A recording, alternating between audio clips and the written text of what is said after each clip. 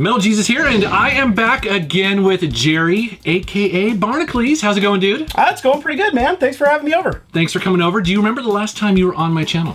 I think it had something to do with a retro gaming collection thing going on down in Oregon somewhere. I don't know. I was pretty drunk. Somebody stole my shoe and tried to sell it. It was a good time. It was. Very good.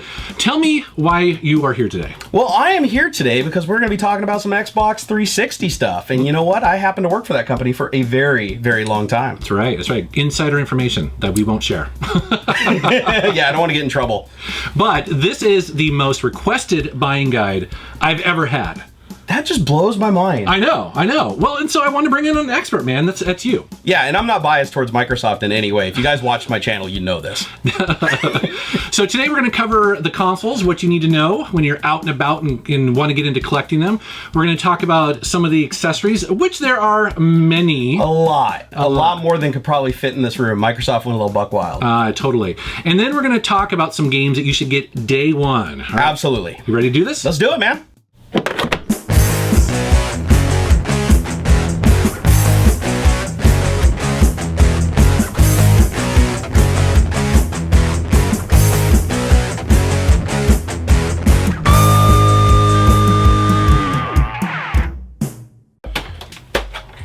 This guy right here, you guys might recognize, is the first Xbox 360 that came out. Now, it does have a faceplate on it that you can probably tell us. That doesn't look stock. Tell us a little about that faceplate that's on there. Yeah, so this faceplate I got when I went to E3 in 2005. Microsoft was giving these out because one of the really interesting things about the Xbox 360 is that they were going for full-on customization. Yeah. You know, so a lot of faceplates actually came out for this. Oh, yeah. Typically, this was white when it first came out, right? Yeah, I remember there's even artists that were making their own. They were just getting the blanks and painting them up and selling them. Yeah, it was really, really cool. Yeah, there's got to be 50 to 100 of these faceplates out there of different types and stuff like that. They come with games, which we're going to cover a little bit.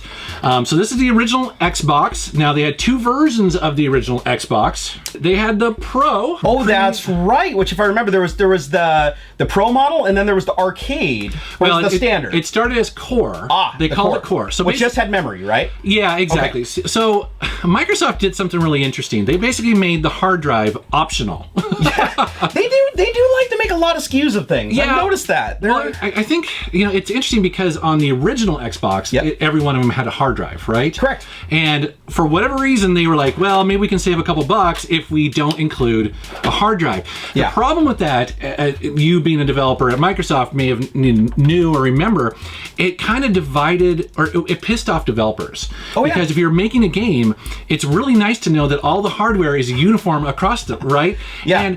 And hard drives are very fast compared to optical media. And so when you're making a game, you want to be able to put a bunch of those files on the hard drive if possible. Well, you have to remember, too, that when the first Xbox came out, most of the games were still being played off of the optical media and not off of the hard drive. Yeah, I mean, look at how popular the PlayStation 2 was. Yeah. No hard drive that most people had. Right. And that was a great game. Yeah, I remember. Wasn't there like a couple of games, like, was it like Final Fantasy, I think one of them, you had to have a hard drive. Yeah, I think the online version of it, right? Yeah. But that kills sales of stuff like that because, again, you have to buy something extra to be able to enjoy that game. And as a software developer, then you get pissed off because you basically have to write off that entire customer base you could have had. Yeah. Just because your game needed a little bit more than, was it, 4 gigabytes of memory or something? Had a ridiculous small amount of storage in it. Now, going forward today, though, it's not really that big of a deal. I mean, I find hard drives at Goodwill by themselves all the time. I suspect Goodwill doesn't even know what they are because they're usually like... They usually don't. Yeah, they're usually in cords and the phone section, and they cost like $4. How much of the stuff have you found at Goodwill with like a $5 sticker on it labeled wrong? Yeah, I know. So, but it's important to know that this is the original version. It had a hard drive that was attachable on the outside.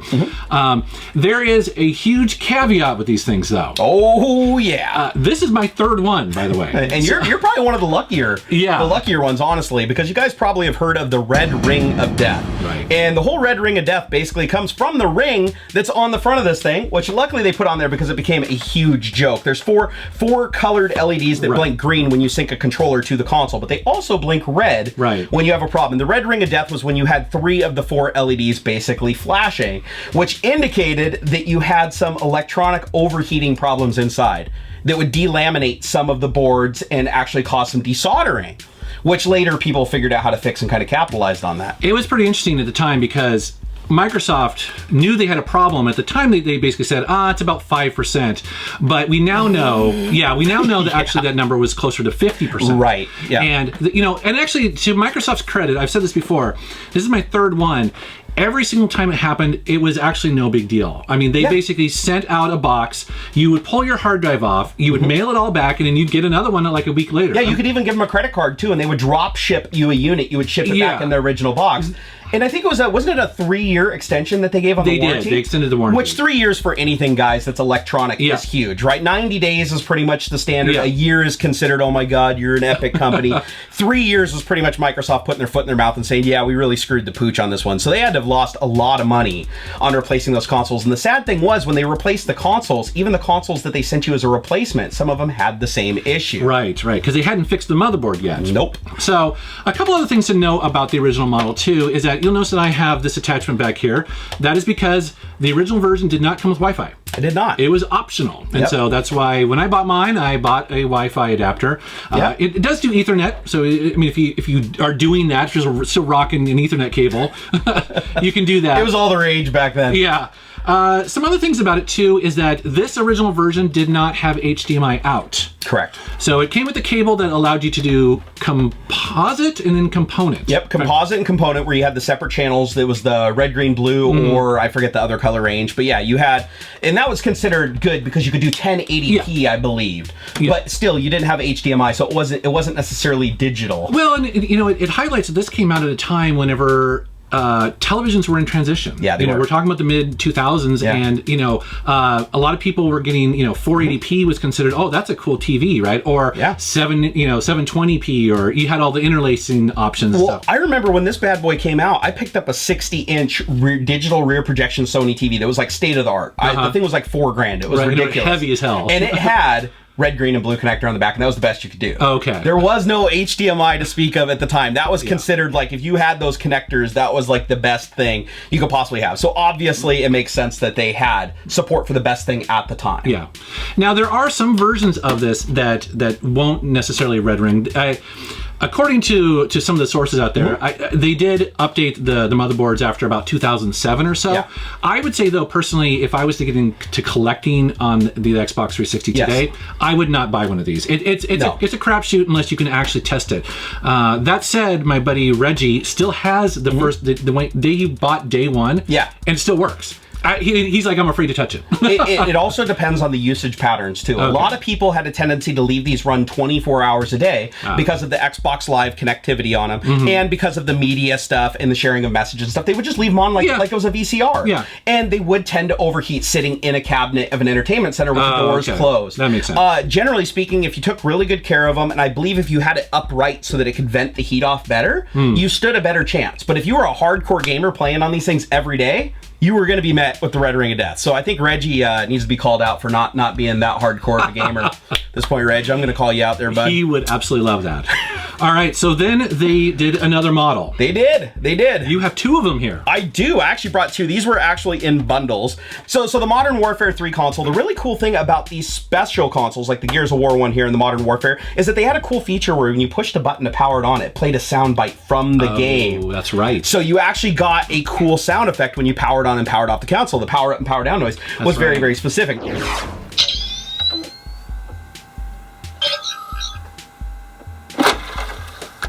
This model right here being the second one, I believe this one came out in 2010. Okay. And this is the Model S. Right. And the slim. It's the slim. Yeah, slim. But this guy right here had a little bit of different styling. It had an indentation on the front here, which was a dead giveaway. It's a little bit more severe. I actually like the design of it. You know how this is kind of swooping, kind of sexy. This is almost Apple-like in its design. It is. And this is a little bit more kind of like almost like PlayStation looking in its design as far as like being angular and stuff like that. And for me personally, I'll be honest, I like the swappable faceplates. I thought that was a very unique feature. It's weird when I see a regular white one, I'm like, oh, they looked so plain at the time. Like, because I've had this on since 2005. Yeah, because everybody was decorating them. That was the whole point. Now, this guy right here actually has an internal hard drive versus a very easy detachable one on it. It still has the same type of connectors, but you'll notice that it has a lot more USB ports on it. Actually, this unit right right here has, I believe, 5. Let's see, we got 3 on there, and then I think we have 2 on the front. Yeah, so you have 5 USB connections on this, which can be used for connecting mass storage. Other than that, some key changes that happened on it is you got the actual SPDIF connector right on the main board, so you could connect it to your stereo system through optical to get 5.1 surround sound, whereas with this guy, you needed a special connector. Oh, that's what you showed me earlier. Yes, yes. So that's what you need this, but the most important thing that made this console light years beyond this one was the HDMI. This thing finally got an HDMI cable on it that was capable of doing 1080p. And also built-in Wi-Fi. That's right. Built-in Wi-Fi was kind of a big deal around 2010, right? Everybody had it. Everyone had it. Yeah, you wanted to play this at Starbucks, you had to have it, right? But these come in bundles, not the unit itself, but these particularly themed units. Yeah. That you get, and there was a lot of bundles. These are just the 2 that I have. Just, I don't know, it's really cool if you're a collector, especially if you buy a console for a specific game, which you and I probably are guilty as hell of doing. I mean, when I buy a console, it's not because it's the latest and greatest thing. I go buy it because there's that launch title or a game that I have to have. And as a collector looking back, these are the ones I want. Like, I want that Star Wars one. Like, because it looks like R2-D2. It's just so freaking cool. Like, you know, that's the one I want now. We started out with this guy right here. Yes. Which was, you know, pretty cool. It was okay. It had some faults. Went to something that was completely epic. Yeah. And then where did we end up? Where did we end up here, Grayson? What do we have here? Well, let me tell you about this one. So this is the E model, and I bought this one completely by accident. So you told me. Yeah, I know, because essentially I got really tired of this one, because this one, one thing we didn't mention, the fan is incredibly loud. Oh, it is. Super loud. Like, when I play this one, I have to turn my stereo up. The hard drive in it's fairly loud, too. I know. I mean, they're not a quiet unit. So I got sick of it. I'm like, you know what? They're having a sale. I went to GameStop. I bought that one. I'm like, what the hell is this? It literally looks at first like it's an Xbox One. It does. It has that same split design up on the top with the logos. Even the front of it kind of looks a little bit Xbox One-esque, just a little bit more curvy. It lost all of the kind of personality of the Xbox, which is kind of weird that they did that. Well, lost some other things too. Yeah. So this is get it if you just absolutely need one, but basically they removed one of the USB ports, which I don't know why they did that. But then they also removed the digital audio, which is actually that's a big deal for me, because on my stereo upstairs, my receiver is like 10 years old. Yeah. And so I need that for all the the surround sound that I have. And so my PlayStation 3 and my 4 are using that. Yeah. I'm not getting on that setup, I'm not getting the audio through the HDMI like I think a lot of people would do. A lot of people are doing the HDMI audio now because you can get a similar signal. Right. But true, like the audiophile guys that invested in a lot of equipment and have the old amplifiers and everything, SPDIF is still like the go-to. It's missing. And at first I literally couldn't figure it out. I was like, what is going on? Like, was I missing it? I mean, it was just weird that they did that. And it seems pretty solid. I've done a bunch of gaming on it since then, and it's cool. But clearly, you have to get this model. I have to agree with you that this is definitely the model to get. All right, well, let's take a look at some accessories. Now, okay, so tell me about this. I mean, because there's a lot of people who use this little keyboard attachment. This thing is absolutely awesome. Now, this keyboard just detaches off the bottom of the controller, and this was an actual accessory by Microsoft. Right. This is not third party, and it's a backlit keyboard that allows you to type very, very quickly to your friends. It also had some shortcuts for opening up like the friends list and stuff like that. It just what's awesome about this is that Microsoft knew that Xbox Live was going to be a big deal. Like they went all in on that to basically make it like huge bet. In addition to that, obviously, a lot of these consoles would come with, especially later on, with the headsets. That's right, and it was really good quality. It is, and that's another thing I really like about the controllers in general is these things have no flex to them. Not to diss on Sony, but I do notice on the PlayStation 3 and the 4 controllers when you move them, you get quite a bit of creaking and movement. They overdid it on the plastic on these things. Yeah, I mean, you could use these to take out an assailant. So that is them. What is this thing right here? This thing is this a? I think it's an NSA spying device. Actually, that's not too far from the truth. That is the very first version of the Kinect sensor for the Xbox 360. Now, Kinect was Microsoft's attempt at actually getting full body capture and motion to enter into games, and I actually kind of feel like it was their response to the Wii. Yeah, absolutely. I mean, the Wii basically was. I mean, it sold extremely well because gamers and non-gamers could use it. You could literally, if you could move your hands, you could game. And let's be honest, everybody that bought that console, like the attachment rate on that was like 1. You bought it and it came with the Wii Sports and you just bowled your little heart out until everything broke, and it was dirt cheap. That was the reason why that console sold so well. Is parents would go to stores and they would be like, oh, I could pay $100 more and get that, but I'm not going to. I'm going to just get him this. And actually, to be fair, so most gamers aren't really thrilled about the Kinect, but honestly, the technology is pretty impressive. Oh, if you want to get technical for a second on this thing actually is an infrared projector that projects points of light on your body, and then they have an infrared camera and a standard camera, and the infrared camera picks up those points of infrared light on your body and determines the distance by the size between the dots. I love this. It's no, try this out sometime. Open up your cell phone and take a picture of the Kinect, or take a video of the Kinect, and as long as there's an IR filter on your phone camera, you will actually see the points of light projected on everybody in the room. Oh, wow. It's very creepy. You're literally getting bombarded with UV from this thing and don't even know it. But it's a brilliant idea, and it basically allows it, if it can figure out the distance between this sensor and every single point of light it's projecting on your body, it can literally replicate your movements. Okay, and then another accessory that we need to mention is the HD DVD. The what? I'm not familiar with that component. Where did you see such a thing? Do people remember that there was a format war between HD DVD and Blu-ray, and Microsoft lost? The big time. Very, very big time.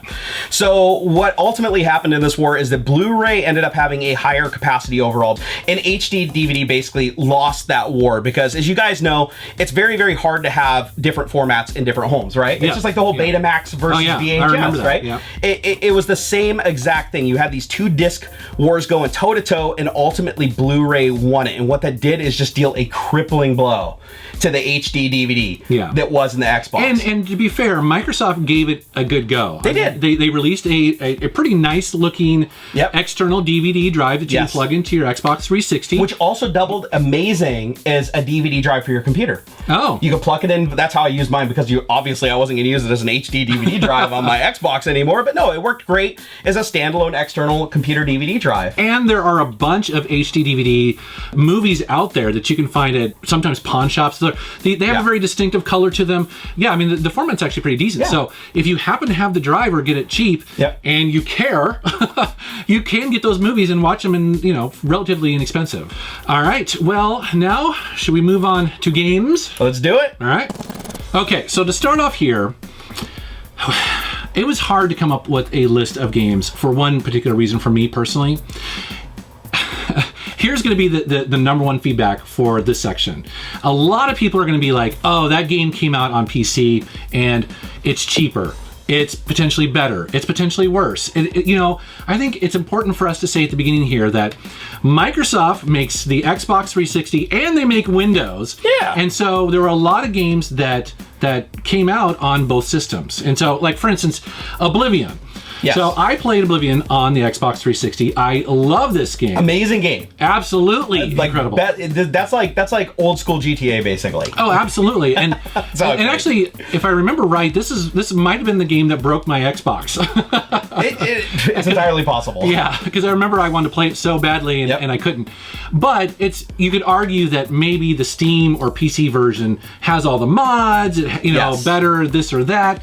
And so for the most part, a lot of the games we're going to pick here, we think are probably better on the actual Xbox. Correct.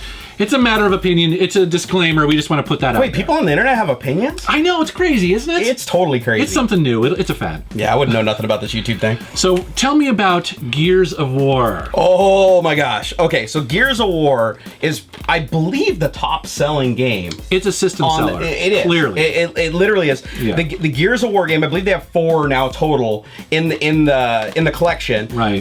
For me though, Gears of War 2 was absolutely my favorite. Yeah. I literally bawled like a baby playing this, and I don't want to create any spoilers for you guys that haven't played it yet, but the story and the characters in this game really pop out with you. Yeah. But the thing that I loved about it was the gameplay was absolutely unique. The way that you control the people in this game and the way that you move them behind cover and engage targets as a third party begins to feel so natural that you end up feeling like you are just perfectly commanding every single move. This game, it's amazing. It's considered to be the game that perfected cover-based shooting. Absolutely. And it's funny because the series became really popular, and then it got other series started to do it more. Yep. Like, for instance, Mass Effect, which is a hardcore RPG. That's right. Has very much elements of Gears of War. I see a lot of elements of Gears of War in games now, especially the third-person perspective. You can tell that they borrowed a lot of it. Uncharted. Yeah, exactly. Yeah. And like all the Naughty Dog stuff, really. Yeah, that's true. And like even the cover system and things like, I don't want to call it Rockstar or anything, but even like GTA and stuff like that, leaning behind cover and stuff, it feels very, very similar. So yeah, this was a game changer. And Gears of War, the original, was just a blast to play. Yeah. Very, very relatable. But I have to say that Gears of War 2 was the one that really I couldn't put down. I had to play all the way to the end. And co-op in Gears of War was freaking amazing. Amazing. Probably some of the best. I know. I had a friend of mine who played the game multiple times. Yep. And then when I finally got in, he was helping me stay alive. Yeah. And he was across the country, Xbox Live. We had the headsets.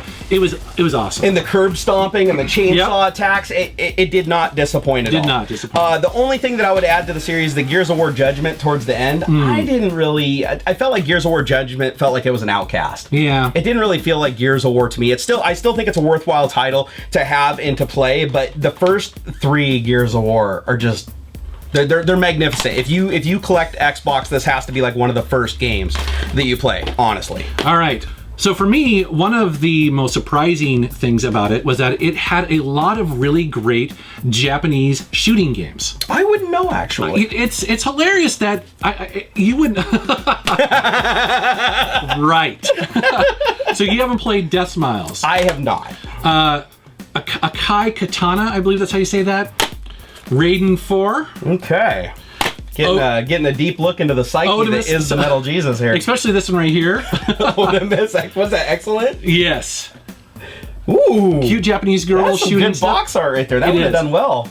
But the thing is that they were really well represented. These are games that are like bullet hell style shooters or Gradius style shooters, arcade shooting games, but they are all really, really great on the 360. And a lot of these didn't get ported over to the PlayStation 3. You know what, though? Funny fact about that is that a lot of people don't realize Xbox 360 did not sell well in Japan. Right. It did not. Japan had such a crushing loyalty to Sony that Xbox all but got pushed out. Now, I think that changed as time went on. It became more of a mainstream console. But it's cool to see that there actually are titles that are developed for it. There was companies that were still willing to go out there and put themselves out there and create those games. Absolutely. Even with a low adoption. It's true. And for collectors and fans of the genre, it's a really cool system to collect for because most of these games are not that expensive. So cool. Very cool. Now, for me, the second best series, and a lot of people are going to probably beat me up this because they think, it's got to be the first because that's Xbox. Halo. The only reason why I don't put Halo first is because it is an FPS, first person. I thought Gears of War was a much more unique game in what it brought to the table. But you cannot deny Halo. Halo is an amazing console shooter. All of them were good. I didn't play a single Halo game that I didn't like. Halo 3 was personally my favorite. And this game is amazing. The reason why I want to mention that is because, everyone was kind of like, can it keep the magic going? Yeah. But I put this in on my 360 and I was like, holy crap, look at all the detail here. Well, you get to understand the relationship between Master Chief and Cortana. Right. And 4, and that's something that hadn't been really explored fully in the previous version. So that alone was worth playing that game. But Halo 3 for me was absolutely amazing. But they're all great games. If you're into first-person shooters, as far as an Xbox exclusive, these are absolutely amazing. Absolutely. Okay, so you mentioned Japan. I wanted to mention some RPGs because one of the things that was interesting is that Microsoft did not do very well with the original Xbox in Japan either. No. And so they knew that they're going to have to go all in on RPGs when the Xbox 360 came out, and they did. So they created a bunch of they worked with Japanese developers to make several of them. Right. That only came out on Xbox. And the one I want to talk about is Lost Odyssey. So this has people who made Final Fantasy. Okay. Legend of Dragoon on PlayStation 1. Very familiar. Yes. Shadow Hearts on the PlayStation 2, and a bunch of other people went in and made this epic RPG that was only available on the Xbox 360. So this is 4 DVDs long. Oh, geez. Yeah. It's about 50 plus hours, and it's really, really cool. It's definitely old school turn-based combat, but then they got there's an interesting story where they tried to really up the emotion in this game, and they did it through a style of almost like visual novels. Okay. Have you played very many visual novels where there's like, there's a lot of dialogue and you're kind of clicking through? Yeah. So this game had that, and it was kind of ahead of its time a little bit. It's a really high quality RPG, and not many people talk about it. I actually didn't know about it. And it's not expensive, and it was Microsoft's attempt to. This is one of like 4 games that came out that they tried to break the Japanese market. Still not so successfully, though. I know. All right, so the third game that I'm going to talk about that honestly for me is what made the console. I knew this was going to be, I'm a race car guy, though, so I absolutely love race cars, and that's the Forza Motorsport series. And the reason being is I was incredibly loyal to Gran Turismo. A lot of people were. On the PlayStation, and everybody argued when Forza first came out that, oh no, nothing could dethrone Gran Turismo, it's a true simulator, this is just a game.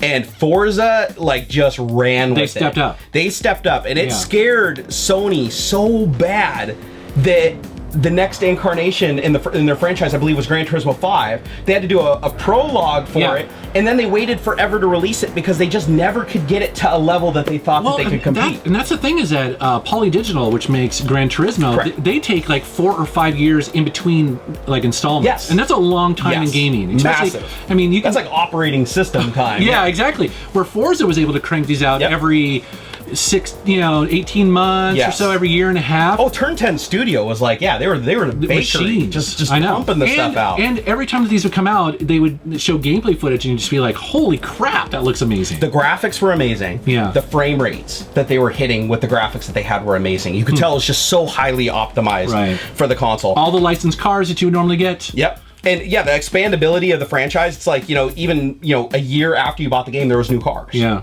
Coming out. Absolutely love it. And then even when they started to branch out into like Forza Horizon. Right, which you have here. Which I have right here. I thought that, oh God, Forza, you're going to ruin it. Don't do that. You're throwing it away. And no, it turned out to be absolutely amazing. And I played every bit as much on Horizon as I did the rest. The Forza series just seems like it's a force to be reckoned with. And I would say it's the closest thing you're going to get to a simulator experience on a console. It's funny you mention that because Forza Horizon 2 is the one reason why I want an Xbox One. Because I know that would just be awesome on that console, but I'm like, nope, I can't buy a whole console for one game. I won't do it. Just don't play Forza Motorsport 6, whatever you do, because the 60 frames per second will spoil you. And when you go to Horizon, it's only 30. Oh, I see. Yeah, I kind of did that too. I went back to it after I played Forza 6 for a while. I went back to Horizon. I was like, why is the frame rate so slow? That's funny. But otherwise, it's epic. And we're going to stick with the racing theme here. Burnout, I mentioned it. Burnout Revenge. Yeah. Probably wondering why I have a Burnout game here. Aren't these on every system? The truth is actually that Burnout Revenge originally came out on the PlayStation 2. Yep. Came out on the original Xbox. The only HD version of it was released on the 360. Ooh, I did not know that. I know. Actually. And so this is a really cool version to have. And I consider this to be kind of the last of the great Burnout games. Paradise City was good. Yeah, that was the one that I think was most recognizable by everybody. Yeah, it's open world, but you lost crash mode. This has proper crash mode. And again, all the graphics are updated. This is a really cool version to have. That's epic. Is that it for you? Oh, okay, so I'm still going. All right. I only have 3 games that I care about. The rest of it, I only have a couple more. So I don't play all these obscure Japanese titles. This is a Microsoft title. Actually, I'm very familiar with Fable. Actually, yeah, and so Fable is such a cool RPG series. I played the original Fable on the original Xbox. Fable 2 is my favorite though because you get the dog. And the dog is really, he's a cool companion. You're kind of a dog guy. I'm kind of a dog guy. You are. But what was really cool about this game is that they took the customization to a whole other level. So you get to choose your sex, but then you also get to choose... Sorry. That's right. You can play... Actually, to be fair, I played as a woman in this game because the dialogue would change. And so it'd be kind of fun to try that. Oh, okay. All right. But then also beyond that, your alignment changes. So for instance, at the very beginning of the game, you get to choose the fate of the town in a moral choice, whether you side with the thieves or the sheriff, and the game just continues on. So basically, like you'll see like what happens to the town based on your choices early on in the game. That's awesome. How you look in the game is also determined on like your alignment and whether you're good to people, the reputation in the world. That's pretty unique. It is pretty cool. You can buy property. This game is epic, and I have to mention it because it's so cool. Very cool. All right, and then finally. A lot of people get pissed if I didn't mention Alan Wake. So let them attack me. I didn't get into it that much. Alan Wake is actually a pretty cool game. It's if you are a fan of Stephen King and that sort of old school 80s horror, this is your game. It's a survival horror game. Amazing graphics. It took years for them to make it. Just a really cool premise. It has awesome lighting, really interesting story. So yeah, another great Xbox 360 game. And I love the box too. I loved some of the boxes that these games came in, because I know you're a big box collector yourself. Right. And there are some really, really cool box versions of these games out there to collect. That reminds me is that I mentioned shooters and also faceplates. So some games actually came with faceplates. So that's what this is right here. Very cool. I was wondering about that. That's why it looks like this, is because this is a Japanese shooter with a custom faceplate that you could slap on your console. Kind of sad that Microsoft took that away, though. I know. All right, well, that is our epic Xbox 360 buying guide. How do you think we did? I think we did all right. I think we did. It's pretty hot in here, but I think we did all right. So, dude, where can people find you on the internet? You can come over and find me at barnnerd.com, or you can search for Barnacules Nerdgasm on YouTube. If you can spell that, I'll leave that up to you. And I will also link to our epic trip to Portland, because I think that is one of my favorite videos that we did. It's so funny. It is. That was genuinely a lot of fun. Definitely a lot of fun. All right, guys, thank you very much. We'd love to know down in the comments that what games you think first-time Xbox 360 collectors should jump on. Absolutely. There are tons of them. We could have did an entire honorable mentions. Yeah. All right, guys, thanks for watching my channel. Thank you for subscribing, and take care. Peace. One last thing that I forgot to mention in the video that I wanted to bring up here at the end was that Microsoft changed the original Xbox 360 controller in 2010 to include transforming D-pads. This is a really cool feature where you can rotate the D-pad and turn it into a 4-way or an 8-way D-pad. So it's pretty cool depending on what kind of game you are currently playing, and not everyone knows it does that. All right, thanks very much for watching.